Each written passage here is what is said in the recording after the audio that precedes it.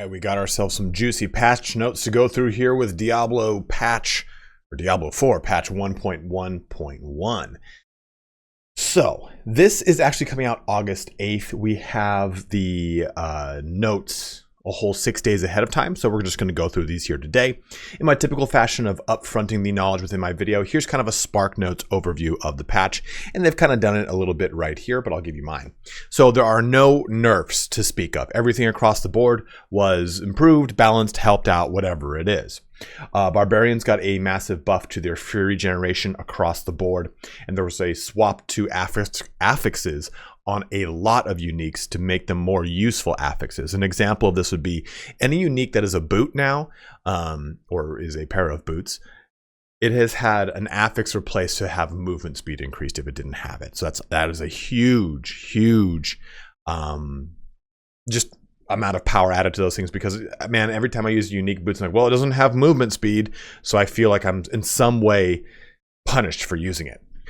Druids got a blanket increase to their spirit generation, which is very nice. It's stuff like 1 or 2 spirit generation might not look like a lot on paper, but when you actually play through the game, especially in the early game, it is a huge buff. Also, a real big bonus to wolves and companions, but there's still a little bit of problems with that, and I'll talk about it in the Druid section. Sorcerers got a lot of damage reduction Paragon board buffs.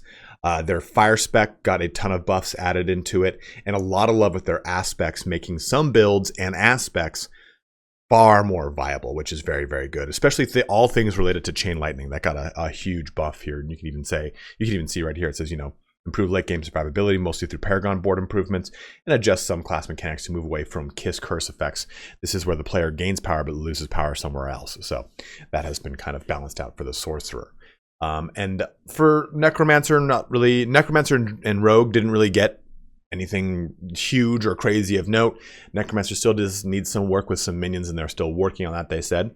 But the dungeon leave time has been reverted from 5 seconds back to 3. So if you want to leave dungeon, it is just simply 3 seconds, not that 5 seconds.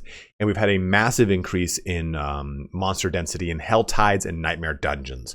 They showed us a chart during the campfire chat, and it was pretty big to see the big increase there. So that is basically the TLDR of this video. That's the Spark Notes of the actual patch itself. There are some big bug fixes that actually helped out all the classes in some way, shape, or form that you probably are not actual direct like patch notes in the sense of increasing a stat or capability in a percentage. It's just, hey, this thing was not working properly. Now it is, and we're going to see a lot of increase to certain things on a lot of classes, which is pretty fun. But if that's all you wanted to know about the patch notes, please, by all means, feel free to shut the video down. But before you do, please don't forget to like, comment, and/or subscribe. All those things do help me out in an absolute huge way. Let's get started here on build 1.1.1 for Diablo 4. Starting us off, let's talk about Barbarian. Now, if you've not watched a patch notes video from me, I highlight things in green that I want to talk about. Anything in red, green is usually a buff, red is usually a nerf, and something of another color will be just something I want to talk about. But Barbarian, again, for the most part, we got blanket increase across the board for Fury generation for all the Fury generators. It's going to be quite nice. Double Swing got a nice 10% buff in its damage, which is lovely. I want to see Double Swing be a little bit crazier. I think right now the only way it can really be used is a vehicle for lucky hit. And I think that's an interesting thing to kind of theorize about for possible builds using Double Swing, because it just seems like a wasted ability until it gets a little bit more oomph. But it has a very high lucky hit capability, so maybe that's how you could use it in some sort of build. Rupture got a damage increase from 45 to 75% on its enhanced counterpart. And three things that are actually quite awesome for the build that I'm currently using for my Barbarian for the season. I'm using a Walking Arsenal build, and I'm using Charge. I shouldn't be. I should be using Rally and Cry because it's just really good in Torment, but Charge has been so goddamn fun, and I'm stoked to see it doubled in damage from 30 to 60%, and Mighty Charge has a vulnerable duration increase from 2 to 4 seconds. If you've not used Charge in the first season, do that and Ancestral Charge, and you'll have a great time with its aspect. It just is so damn enjoyable. Violent Upheaval here, so if Upheaval damages at least 2 enemies or a boss, you gain Berserking for 2 seconds, increased to 3 seconds if it damages at least 4 enemies. This is a nice little buff here for Upheaval. For passives, Gushing Wounds, bleed damage dealt based on crit damage bonus increased from 100% to 115%, and bleed damage when overpowering increased from 11 to 70%. Gushing Wounds is the capstone passive when it comes to bleed builds for barbarians, so it just got a little bit better here. Overpowering 2 just got a pretty big buff when it comes to bleed damage, so you can see that that's going to be pretty nice for any kind of bleed build for your barbarian. Walking Arsenal bonus damage has been increased from 6 to 8 seconds, and for those of you that don't know what the Walking Arsenal buff is, basically you have to cycle through all 3 of your weapon types of your arsenal, your two-handed weapon, both two-handed weapons and dual-wield weapons. Once you go through all 3, you get an additional 15% increased damage buff, and you got a 10% for each one. So that results in a 45% total damage buff, which will last for 8 seconds rather than the 6. So it's nice that this lasts for a little bit longer. Legendary aspects here. The aspect of Ancestral Force was just increased from 32 to 50, now up to 40 to 58, which is very nice. Some other little buffs across the board here, but I do like this one quite a bit. Ancestral Charge just went from 50 to 100% to now 75 to 125%. This is the new one that was added in with Season 1 that basically allows that whenever you press the charge button, that the ancestor dudes, the ancients, summon up with you. It's what makes charge so fun, because you basically use ancestral charge with the charge modification that it's called power charge. So basically it reduces charge's cooldown by 3 seconds if it knocks back an enemy into terrain up to a max of 9 seconds. So basically it makes it so that charge is on like a 3-second cooldown all the time, and you just kind of smash through stuff. So using ancestral charge with these buffs to it are going to be very, very, very nice to get a lot of utility out of this. Being able to basically crowd control stuff in a pretty constant flowing motion, as it were. For some uniques, we got some changes across for Fields of Crimson. Damage increased from 0.18 to 0.34 to now 0.22 to 0.38. Rupture cooldown reduction affix replaced with bonus crit strike damage on Fields of Crimson. Fields of Crimson, for those that don't know, is a two-handed sword unique that is geared off of Rupture. So it's nice to see that this is going to be doing bonus crit damage, because that is a much more preferable affix. Damage increased from, for Hellhammer, we have damage to crowd control enemies affix replaced with bonus crit strike damage again. Because it's like crowd control enemies is a very specific affix. I'd rather have my bonus crit strike damage, which is part of a multiplicative modifier, versus the additive modifier of damage to crowd controlled enemies.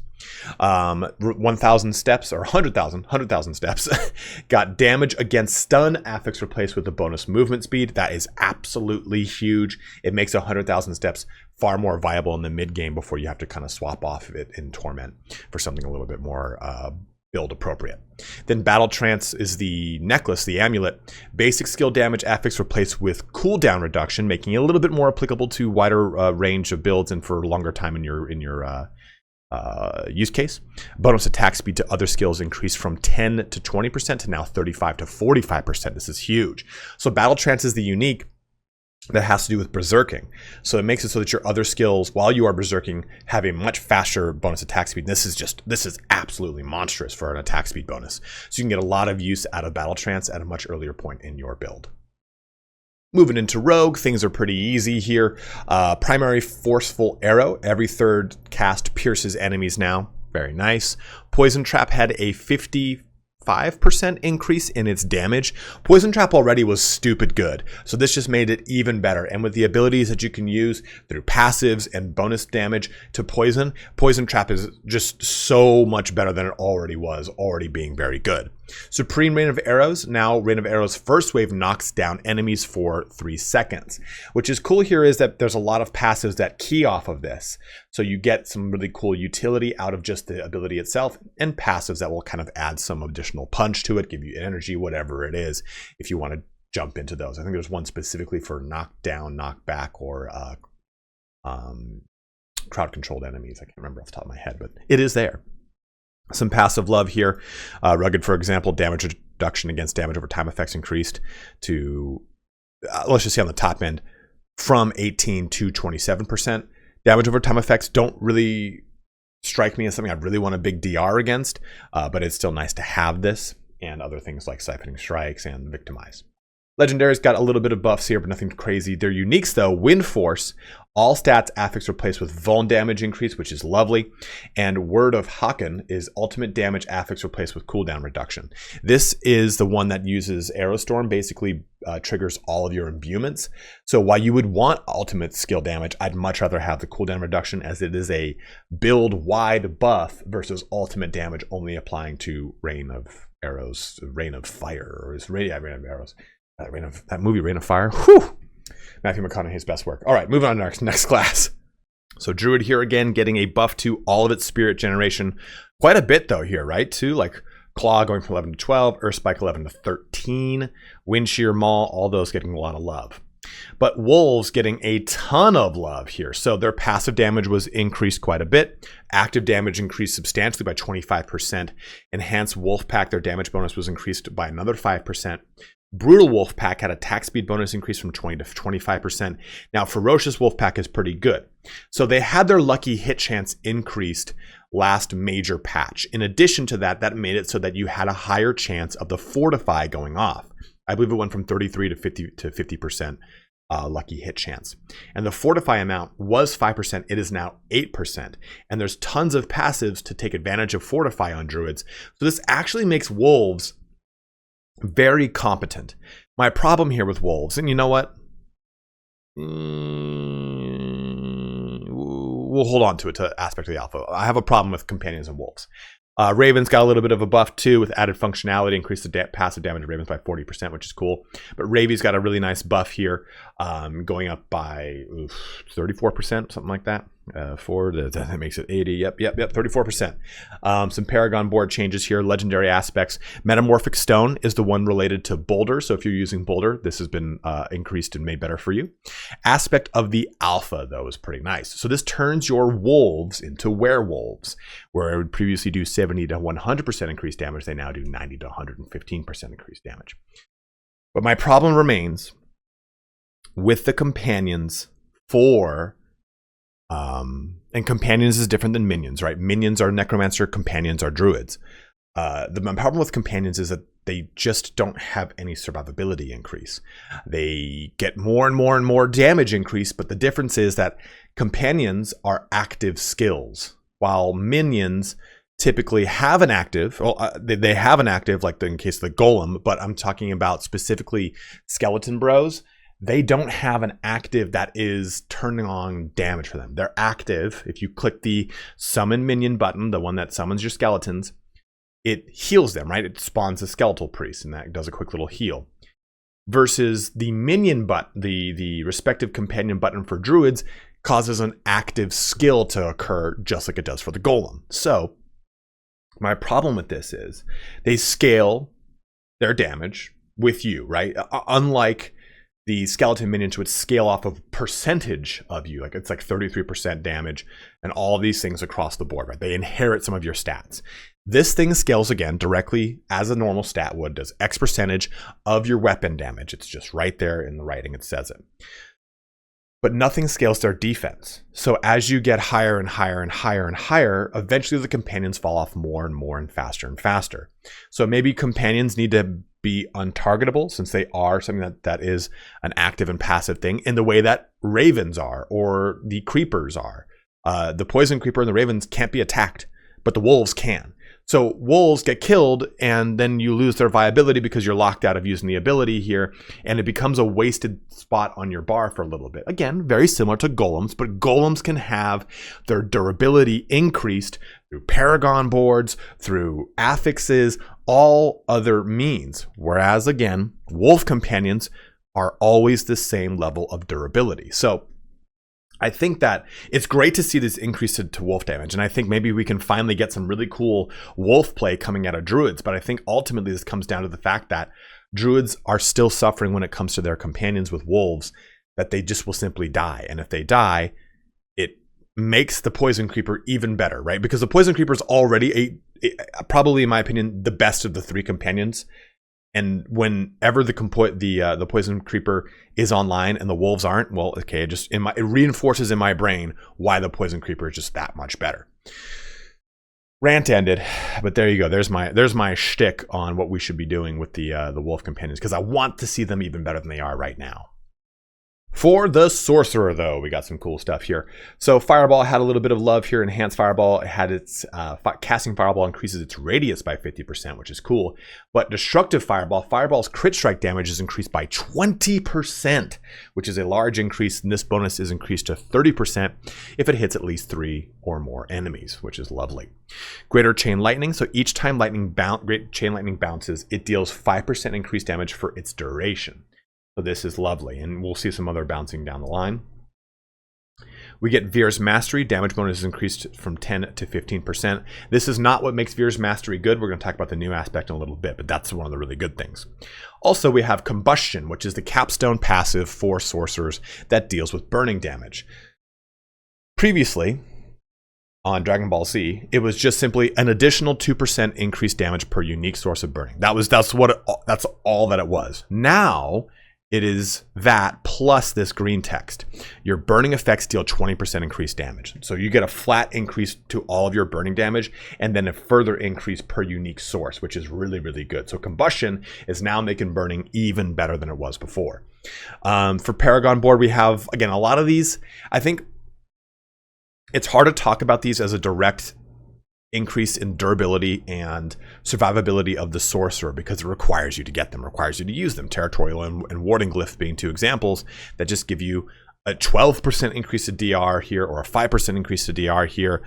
But then you also have these legendary nodes, Ceaseless Conduit. Well, maybe I'm not doing a Crackling Energy or Lightning build in general, so this is just not going to be helpful for me. Or again, this one over here. Maybe I'm not doing a Flame build. That's not going to be beneficial for me. Same thing here as well. So I haven't covered these in depth because I also am not very well versed on it. So I don't know how truly viable and awesome Lightning Resilience Rare Node is. You guys that play Sorcerers are definitely going to know. So please check out the patch notes I've linked in the description. I think that this is, since it sounded like a blanket increase, I'm not going to feel this until I get to that point on the Paragon board. I didn't want to talk about it specifically because, again, I just didn't know how to talk about it specifically. For legendaries, we have some nice increases to stuff like the Hydra, Conflagration, which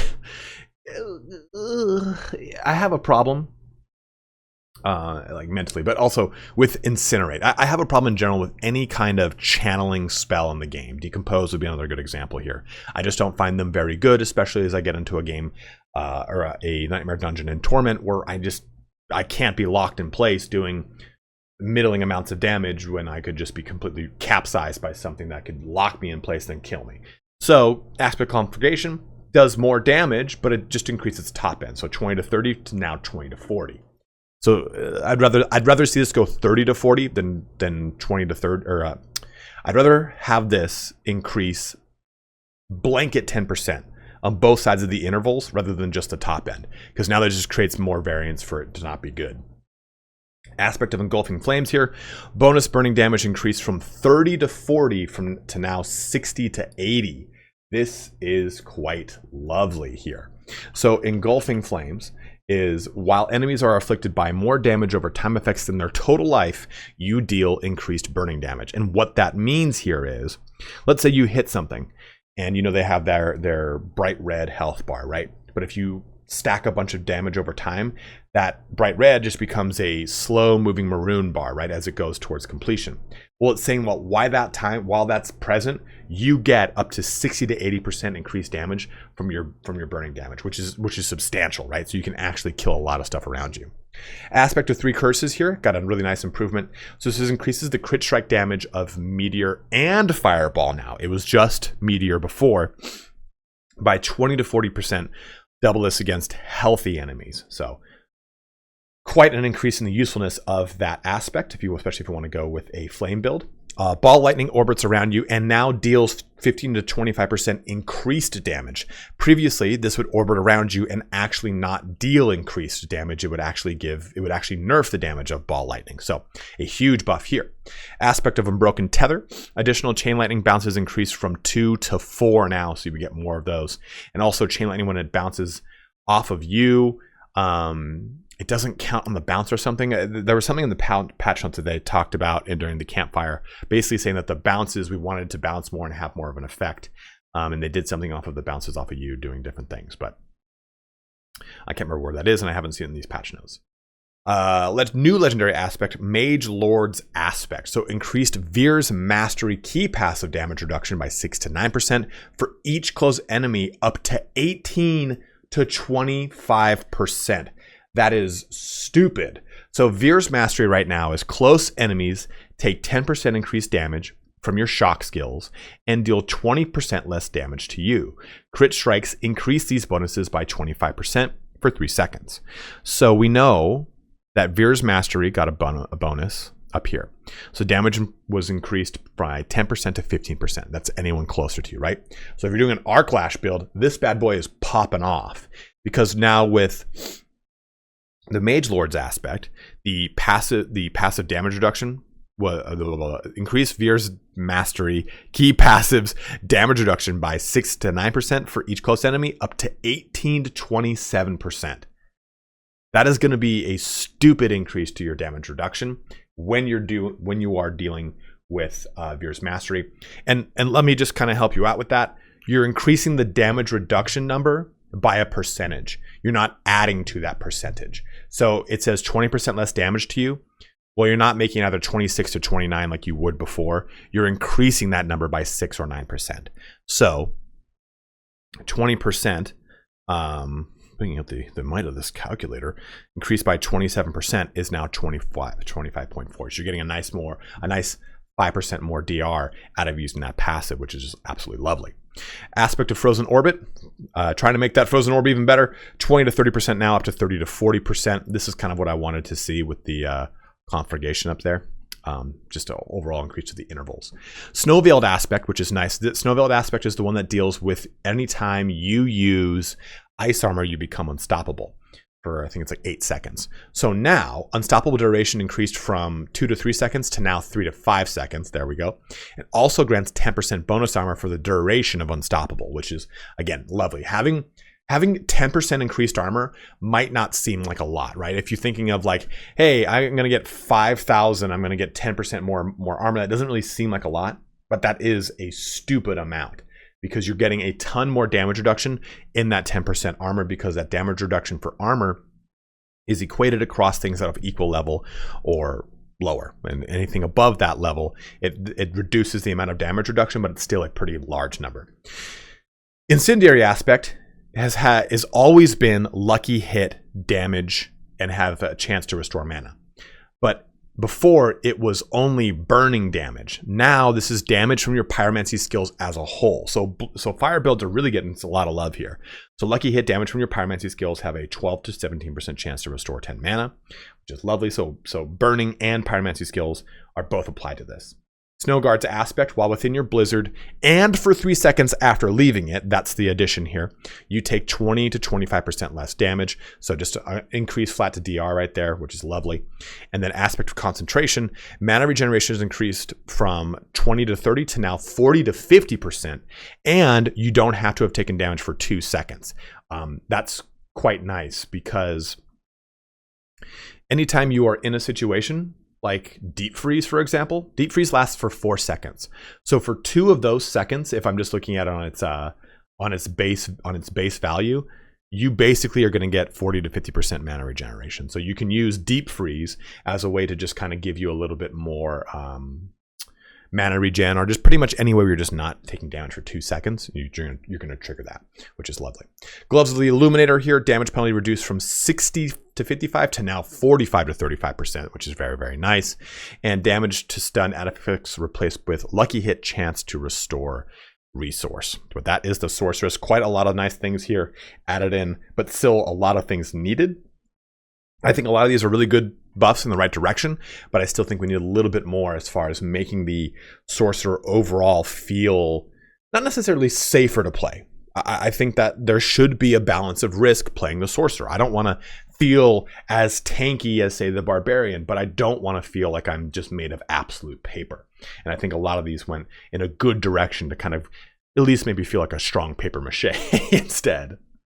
Last, but of course not least, and my personal favorite, the Necromancer. So, Paragon board here, willpower requirement for bonuses reduced from 50 to 40.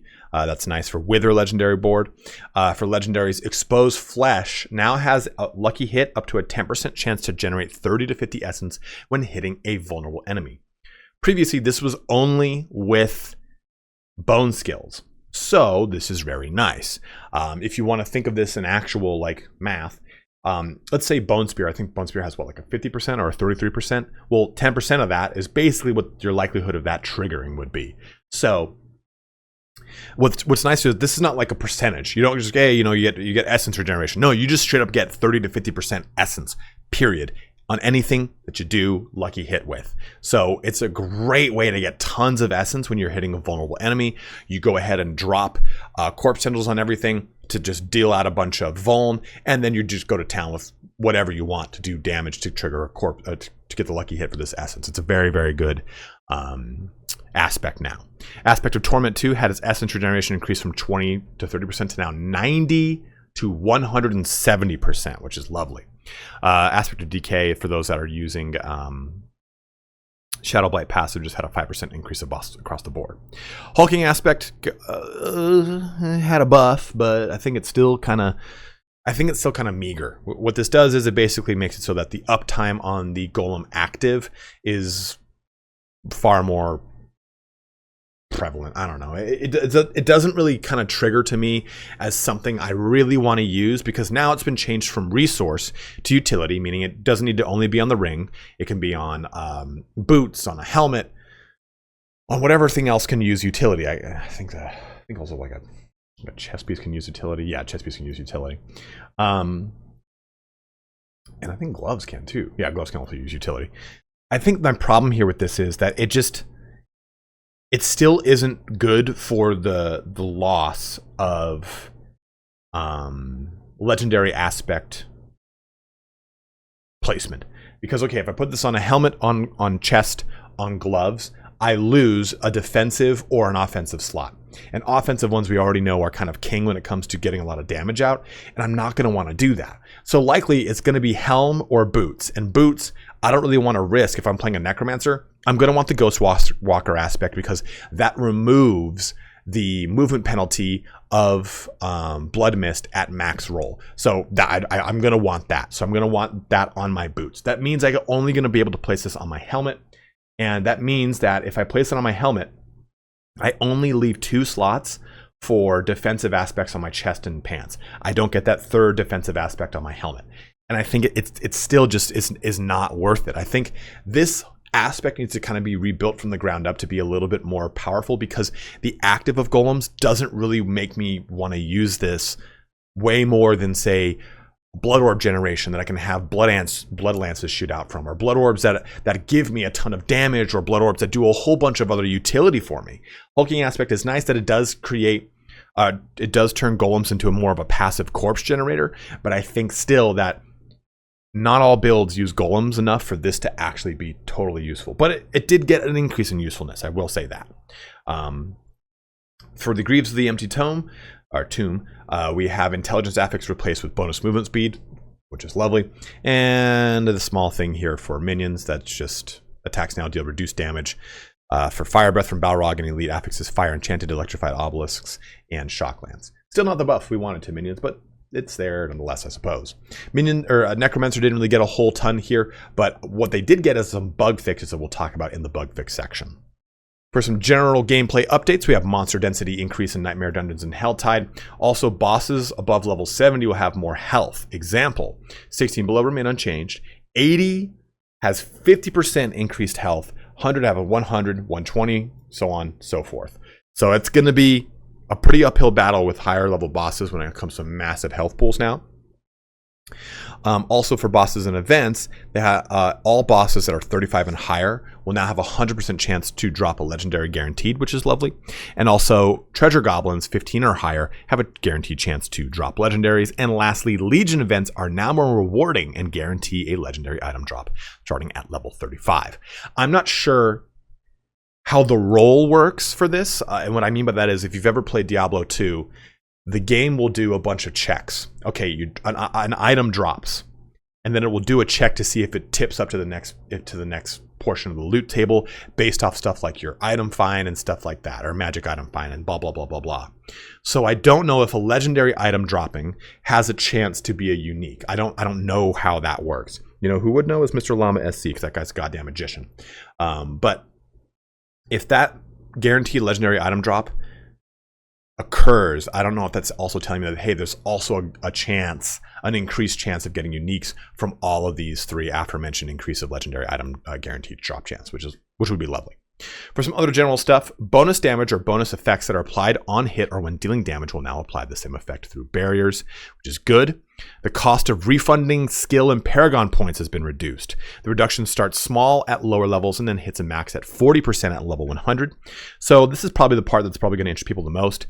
So level 60 is going to see about an 18%, level 70 about a 24%, level 80 about a 30% reduction in those Paragon and skill point refunding. Increase the stack limit for elixirs from 20 to 99, which I love. A single additional stash tab can now be purchased at the stash with gold. And I understand that there's an issue here that every time you load into the game and find people, you actually load in the back end somewhere in the Nether realm their entire stash. So they're trying to deal with having stash sizes increase but have it not melt your computer. So I guess here's like kind of a thing.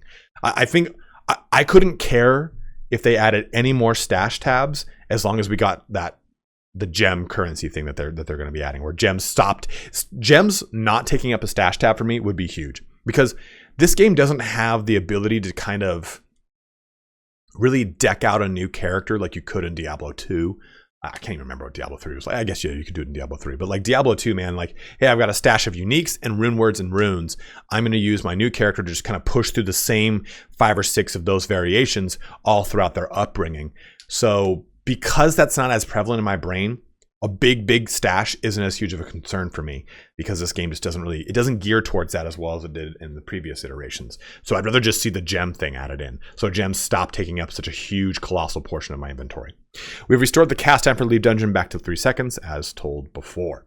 And then general unique items Temerity had all stats affix replaced with max life increase, and barrier is now based off max life, which is really good.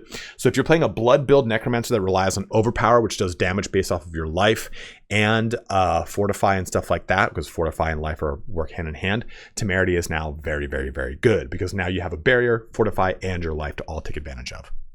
For some bug fixes, we have some big things. So Barbarian fixed an issue where charge didn't carry all enemies hit along with the Barbarian. That's going to be a very nice change to see. Charge is going to be overall a lot better, I think, and more responsive in 1.1.1 come the 8th. Fixed an issue where the aspect of Berserk ripping wouldn't cause targets to bleed when berserking. So this is going to help out bleed builds, or just bleed in general, because the Barbarian can key a lot of stuff off of the bleed from hamstring. So this is going to be a very nice thing to have across the board. Druid here fixed an issue where Call of the Wild and Aspect of the Stampede were not properly affecting the passive portions of companion skills and the active portion of wolves. So this is very good here. So let me go ahead and bring up Stampede, because I can't remember off the top of my head.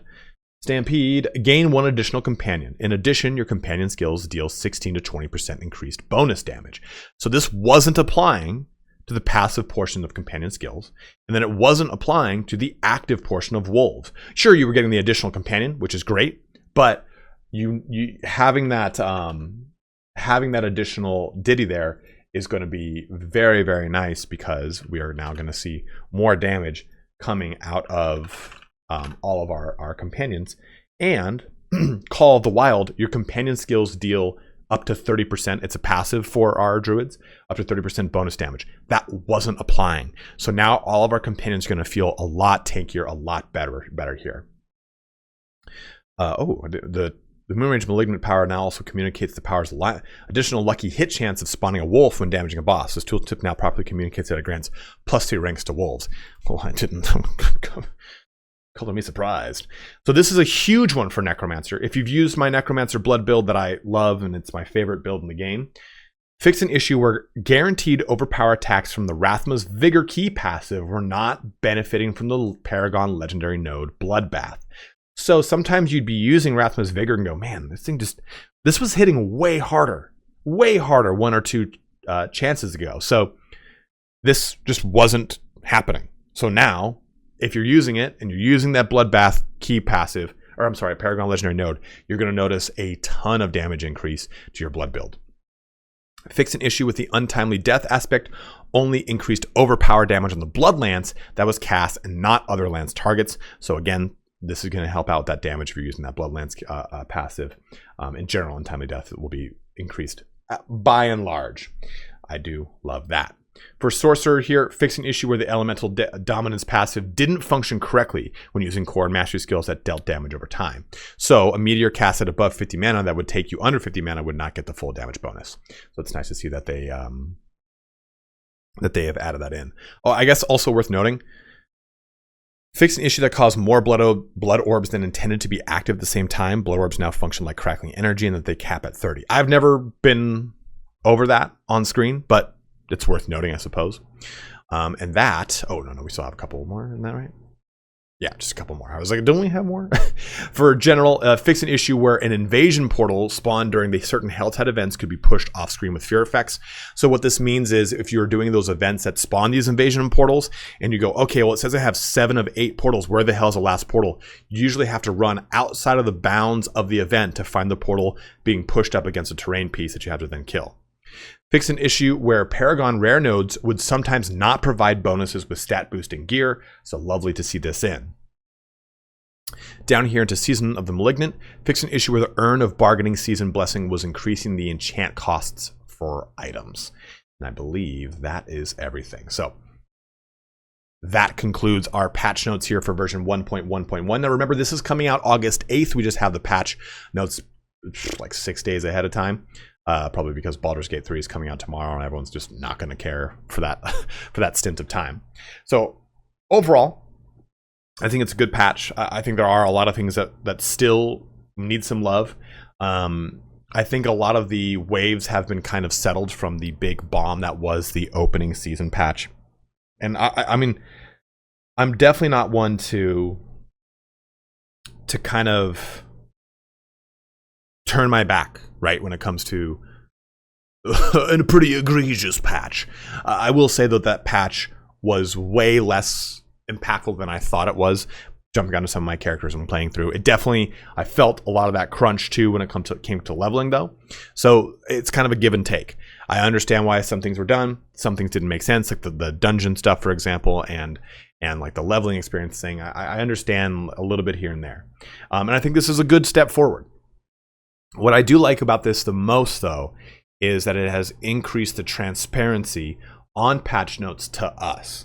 Meaning we had a whole dev campfire chat where they talked through what these patch notes were going to be, said, hey, here is our reasoning behind these things, blah, blah, blah, blah. And then we got the patch notes, and then we'll get the patch.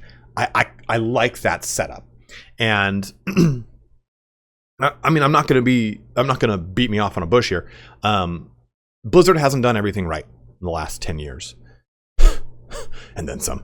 But that is probably one of the only things, and I've covered a lot of games in the last year that have had just terrible launches, and then we just kind of get nothing from the devs for 4, 5, 6 months, and then we get like a middling bit of response and just nothing. I think the ability to kind of say, hey, let's be transparent about our patching process going forward is huge. It's absolutely huge, and I want more companies, especially quote unquote AAA companies, to do that, right? If AAA companies are supposed to be the standard, the bar in which we assess most games as far as the top end quality, then it shouldn't just simply be about the game development. It should be about the game follow through and support. If you make a bomb ass game, but the support falls through, the patches aren't great, there's not really good bug fixing, there's no transparency, no communication, then you've kind of half-assed the whole journey of making a game, because games are so much more than just their launch nowadays, right? You used to put out Fallout 2 and you just, all right, it's out in the wild, I'll put a patch out when I can. It's not like that anymore. And I think that more companies need to have, after a botched or rough launch, and I'm not saying, I think honestly, in the past year, Diablo 4 has had one of the better launches from a AAA company I've seen. That season 1 launch was rough. I'll definitely give that. But the rest of it, pretty much without a hitch. But I look at games like Darktide, which had just a real crap launch. I look at Warhammer 3, which had a real rough launch. And then the transparency from the parent companies back to the consumers after so many obvious issues was just not there. And I think that that's the new standard we need to start holding these AAA companies to, is like, hey, you know what? If you're not going to communicate with us, then we just won't play. We'll review bomb, which again, I have a problem with review bombing because it just gets discredited and no one ever reverses the review bomb after the things have been fixed. So it doesn't really encourage developers to listen. It more discourages them because, hey, you've review bombed my product. I fixed what you wanted to fix, but you didn't go take back your review. So now people won't buy the game, and now we're out the product. Like they've end of lifed it, or they just went ahead and canceled support. So I definitely think that there are ways to communicate to devs to make it so that we do get better transparency. And I think that this has been a lot better than I've seen in the last year. I've just rambled. I've said that like twice now, but stoked to see what the future for D4 is.